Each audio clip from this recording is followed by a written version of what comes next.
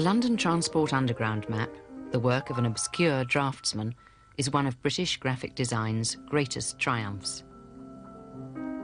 It's a 20th century classic. They keep a copy in New York's Museum of Modern Art. It has distinguished admirers all over the world. The map, of course, is extraordinarily lucid in its execution and also in its conceptualization.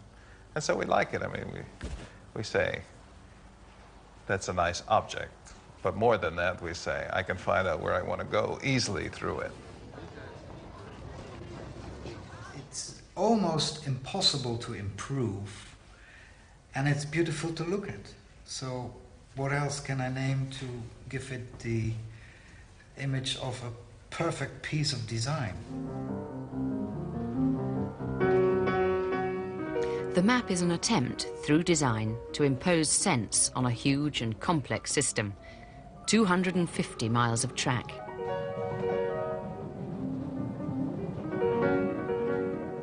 ...273 stations.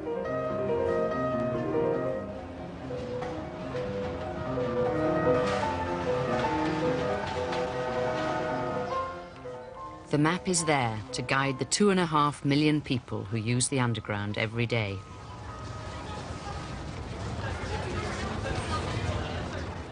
I remember when I first came to London, it was 1950, and it was terribly confusing. And then I went down in the Underground and I saw this marvellous clear diagram, and I thought, somebody had me in mind. Somebody thought about the problems of newcomers to London and how to sort yourself out. I think it was the most splendid revelation for all of us who found themselves in London for the first time and wanted something to help them get around. From its earliest days, attempts were made to map the London Underground. No easy task.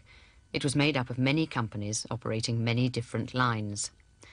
The man with the job of bringing it all together, buses as well, was the first chief executive of the London Transport Passenger Board, which was founded in 1933. Frank Pick had worked for the London Underground most of his life. He had a passion for modern design, and he set out to revolutionise London transport through design. Design could impose an appearance of unity. He had the logo redesigned, and it became the heart of a highly successful new corporate identity. It was the work of Edward Johnston. As early as 1915, Pick had employed Johnston to design a new, simplified typeface. The sans serif he produced exemplified the virtues of modern design. It was clean-lined, logical and efficient, qualities Pick wanted to see imposed on the system as a whole. Pick was very concerned to present the Underground system as rational, scientific and efficient in its management. And one of the ways in which he tried to do that was through the architecture of the Underground stations. He chose Charles Holden to design the new extension stations on particularly the Piccadilly and Central lines. And Holden's approach was to use a kind of architecture which would be understood as rational and modern, in other words, a kind of European modernism. He realized, or was instructed, that the stations must all be recognizable as belonging to the same species, so that if one saw an Underground station, it should be recognizable as part of the Underground system. In the same year that Holden's new stations were opened, 1933, came another breakthrough. The London Passenger Transport Board introduced a new, revolutionary Underground map. Like the new stations, it was uncluttered and functional. It was there to convey information efficiently. Form followed function. Histories tended to credit Frank Pick with another heroic design milestone. Yet in fact, it wasn't Pick's idea at all. A new map hadn't even been commissioned. It had been presented out of the blue, and the board's first reaction was to turn it down, as being altogether too strange and revolutionary. The map was produced not by a graphic designer, but by an unknown 29-year-old engineering draftsman working for London Transport. He was called Harry Beck. Beck designed it in his own time, in fact, while he was laid off as part of an economy drive. Beck made his first rough sketch, now in the Victoria and Albert Museum, in 1931 in a school exercise book.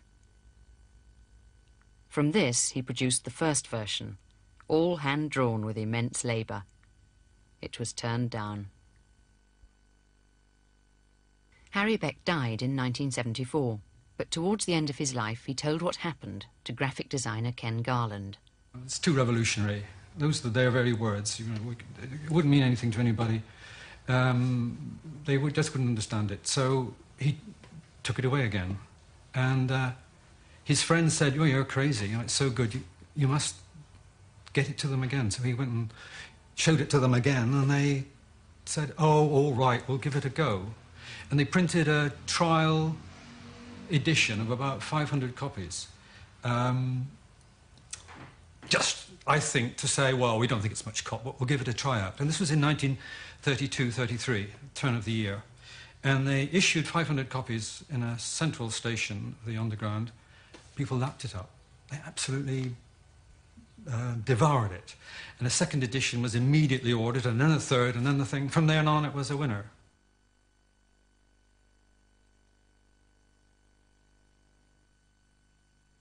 Earlier maps of the system had been literal representations of distance. There'd been many versions and updates to accommodate the expanding system, which had become bewilderingly complicated and difficult to follow. This one, by F.H. Stingemore, was the most modern. It dates from the mid-20s. Colour coding had been introduced, and the details of the city had been dropped, leaving only the lines and the stations in relative clarity. But these still stuck rigidly in layout and scale to true geography. Beck's map certainly did not. He realised that it wasn't necessary to show on this diagram the relative distance between stations. What was important was to see what station came after what station and where they connected with one another. So that was the key thing that was in the back of his mind. It seems such a common sense idea now, but I think at the time people were really startled.